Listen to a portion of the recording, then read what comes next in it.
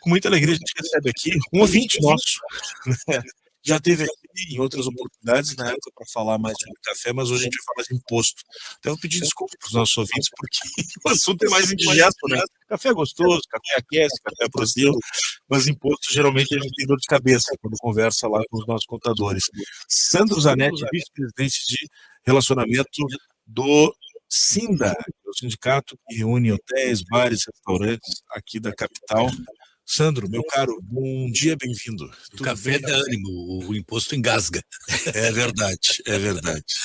Meu caro, bom dia, bem-vindo. Bom dia, Guilherme, bom dia a todos, um prazer estar aqui com vocês, falar sobre essa pauta aí tão importante, que tem um percentual aí muito grande da realidade das empresas, né? Mas é importante destacar, Guilherme, que por que o SINDA, né, junto com outras entidades, buscou essa pauta, né?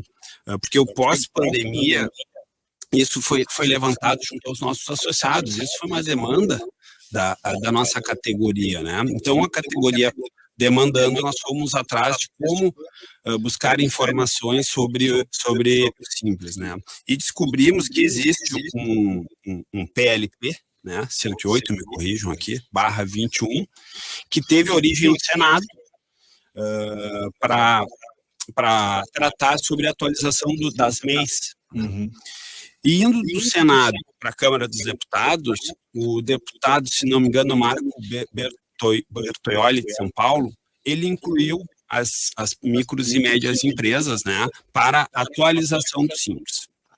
Isso foi no final do ano, bem daquela transição de governo.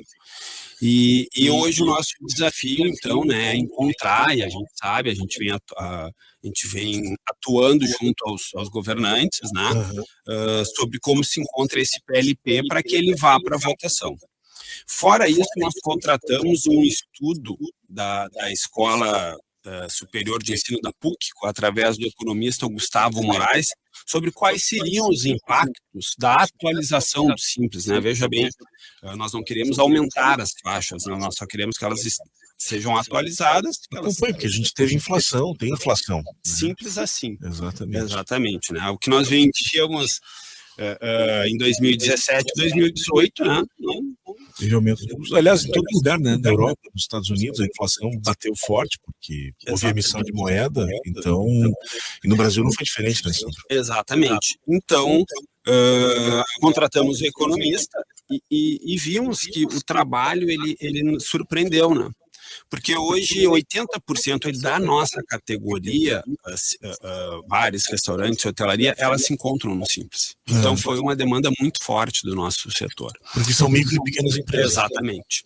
Mas como o Simples, ele atua, acho que são 60 ou 70 setores produtivos, né, no Brasil. Eu não me foge o número, mas é aproximadamente isso. Nós contratamos um estudo que envolva todos os setores e fomos atrás para conversar com sindicatos parceiros de outros setores, né? E o estudo demonstrou que tem 75% de defasagem, né? Atrás com base no IGPDI, né? Mas é mais ou menos o que acontece com a não correção da tabela do imposto de renda, né? Ou seja, a gente, nos anos passando, a inflação acontece, as pessoas têm alguma correção de salário, às vezes acima, às vezes abaixo da inflação, mas enfim, faz parte da vida, mas se você não corrige os índices do imposto de renda, você está pagando mais imposto que o governo, né? É uma correção das coisas. E é a mesma coisa no Simples, né? Só que as empresas que estão enquadradas no Simples, né, Guilherme, o Simples, ele é assim, mais ou menos assim, ele gera muito emprego. Hoje, 22% dos empregos a nível nacional, os empregos formais, eles são gerados pelo Simples. Se nós tirarmos o funcionalismo público, né, dessa conta, vai para 30% a geração de emprego. Só que a arrecadação a nível nacional, ele tem uma representação de somente 6% da arrecadação nacional. Então, realmente era muito emprego, 6% proporcionalmente representa pouco, né? E ele está desatualizado. Então, o que se pede é uma justiça tributária e também uma segurança para as empresas e para a geração de emprego, né? Qual é o impacto da correção, se houver? Vai de, eu tenho simples, vai para 8 milhões e 400. Uhum. Hoje o estadual é 13.600, tá? E o federal 4.800. Mas do ponto de vista prático, assim, na cadeia, ou seja, isso significa aumento de competitividade, mais dinheiro no bolso do consumidor, porque aquela velha história, né, Sandro? O empresário, ele repassa, ele tem que embutir nos custos, ele tem o aluguel, o funcionário tem o imposto. Quando não tem correção uma revisão, por exemplo, do Simples, isso aí acaba indo parar no preço final, né? Sim, mas também tem um estudo, até foi na entrevista do Sérgio Galbinski, da AGV, ontem, ele apresentou um dado que as empresas, porque sair do Simples não é tão simples assim, né? Sim. É bem complexo, né? Então, as empresas, muitas empresas, elas fecham em 2 anos, a maioria das empresas, em 2 anos, quando elas saem do Simples, elas ficam 2 anos em outro regime tributário, elas acabam fechando, né? Agora, os impactos, na verdade, o governo, ele não vai deixar de arrecadar. O que a gente precisa do governo é o fluxo de caixa do governo que vai mudar. Porque com o Simples, o governo atualizou o Simples, no outro dia ele passa a arrecadar 17 bi anualmente. Ou seja, em 4 anos e meio, em 5 anos, ele já arrecadou, né, o que ele deixou de arrecadar quando ele atualizou o Simples, né? Então, além dos 650 mil novos empregos que são gerados com a atualização do Simples a nível nacional, né? Então, se tem muito ganho com essa atualização, né? Isso é importantíssimo. A gente vem noticiando aqui nos últimos tempos.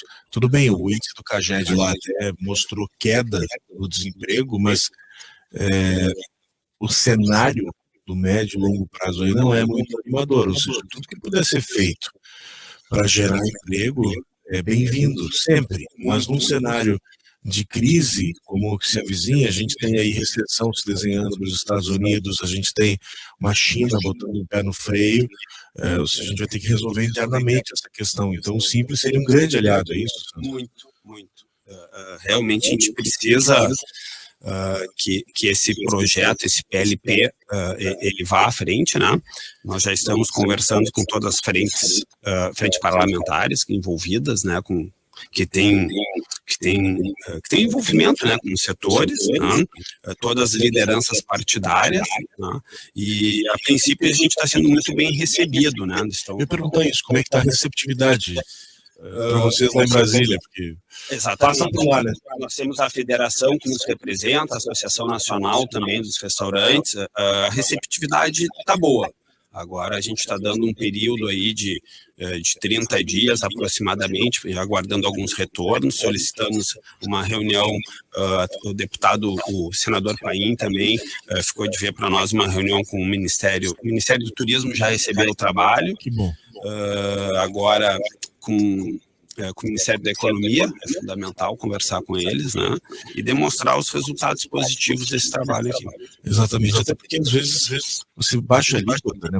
Vamos sair um pouquinho do Simples, você reduz a alíquota e a arrecadação aumenta, porque você movimenta a economia em outros setores, o consumo daqui a pouco aumenta, você ganha no volume e não na alíquota, né? Digamos assim, um efeito parecido poderia ser obtido com essa revisão do Simples, né? Perfeito. A gente sabe, né? Não é... O Sandro é um empresário, mas o que a gente ouve é que a tendência com a reforma tributária que vem avançando em Brasília é de que o Simples seja gradativamente extinto. Mas enquanto ele existir, e ele talvez tenha sido o grande avanço, a necessidade de revisão dele é fundamental, né? Na verdade, o que foi nos dito até o momento, eu acho que foi foi orgânico, assim, com a questão da reforma tributária. Todo o foco estava para a reforma tributária, né? E o Simples foi deixado de lado, né? E sempre foi nos dito que assim que a gente acertar, ajustar a reforma tributária, a gente vê o Simples. Ora, a reforma tributária ela é para 2000 tem a aprovação, mas né, ela começa a valer 2026, sou enganado? Ela entra, não é de imediato e ela tem um escalonamento, né? Mas pela proposta que está lá, acho que começa em 26, mas tem um prazo aí para o poder público. Os dois sistemas, o atual e o novo, operariam durante algum tempo em paralelo, né? Ou seja, as empresas que estão no Simples não podem aguardar. Não. Isso aqui é prioridade para o país, isso aqui é um projeto, não é um projeto de empresário, isso aqui é um projeto social, é um projeto de fomento aos negócios, à geração de emprego, e a arrecadação, porque está comprovado aqui que vai se arrecadar mais, né, e vai gerar mais emprego, então não tem por que esse projeto não ir adiante. Zé, Sandro, eu não sei se tu tens esse dado, mas a falta de atualização do Simples poderia ser um fator definitivo, determinante no fechamento das pequenas empresas. Tem um dado indicando que tem mais de 736 mil empresas que fecharam no primeiro semestre do ano de 2023 no Brasil. Imagino que muitas dessas sejam as pequenas empresas. Eu não tenho esse dado, né? Mas com certeza muitas empresas irão fechar, porque para sair do Simples, qual é o grande benefício do Simples? É o INSS, né? É o imposto da folha de pagamento, né? Então, esse é o grande diferencial, né? Então, o que implica isso? Em percentual, mais ou menos 25% a 30%. Que diminui? Não, que aumenta se tu sair do Simples. Se tu sair, vai pagar mais? Da folha de pagamento, são os tributos da folha de pagamento que eles aumentam. O Simples, como o próprio nome sugere, ele gera uma série de simplificações, né, para a operação da empresa. Ele tem, se tu perguntar para algum contador, eles vão dizer que para calcular não é tão simples, porque quando tu sai dos 3.600.000, que é o limite estadual, e fica entre os 4.800, que é o limite federal, tu recolhe o ICMS e o ISS, se eu não me engano, separadamente. Aí já tem uma burocracia, não é tão simples assim, né? Mas ele é muito mais, não é tão complexo como um lucro real, né? E o presumido, né? Muitos ouvintes participando aqui a respeito do assunto.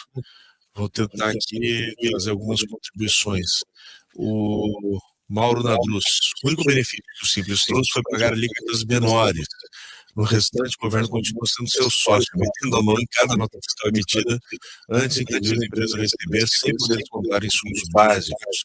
Enquanto não mudarem para taxar lucro líquido real, nunca iremos alcançar o virtuoso. Né? Abraços do Mauro. Tabela do imposto de renda pessoa jurídica para empresas limitadas, né? Não é corrigida desde 96. Ele está cético aqui. Imagina o governo precisando de dinheiro, se vão corrigir agora. O James. O Sela. Reforma tributária brasileira é uma tragédia tributária. Em 1968, olha o resgate histórico que ele faz aqui. Tinha o IVC, uma alíquota de 7%.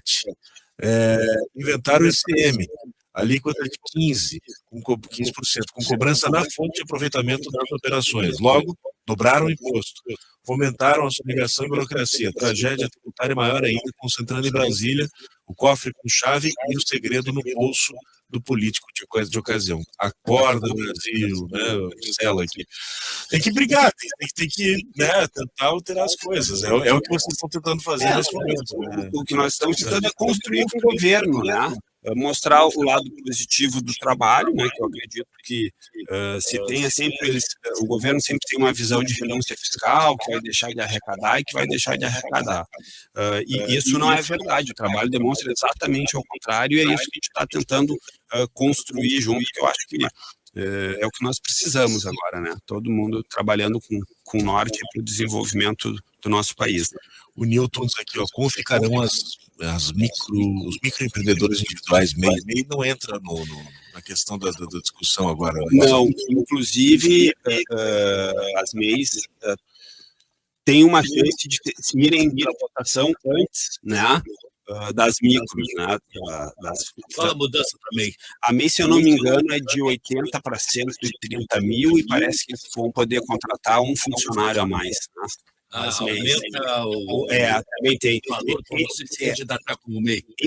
O PLQ 108/21, a origem dele foi para a atualização somente das MEIs, que teve origem no Senado, né?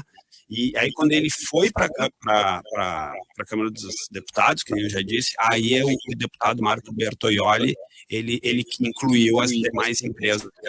Ou seja, para as MEIs está sendo facilitado, então. Ainda não, parece que vai para a votação, né? Lá no plenário, vocês entendem mais que eu, muita coisa pode acontecer, né? Então, a gente fica... Não, eu digo, a prevalecer essa condição. Sim, também se tem uma solicitação de atualização das MEIs também. Uhum.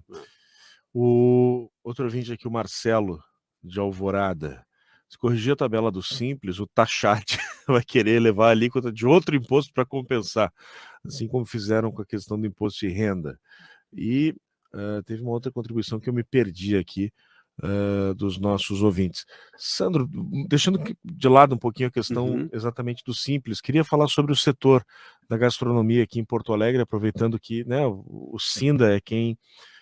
Tem o Sinda e tem a Abracel, né? São duas entidades que... A Abracel também está junto nesse projeto. Aí, com a entidade parceira. Né? O setor levou uma paulada violenta na pandemia, né? Com a história do fecha tudo. Né?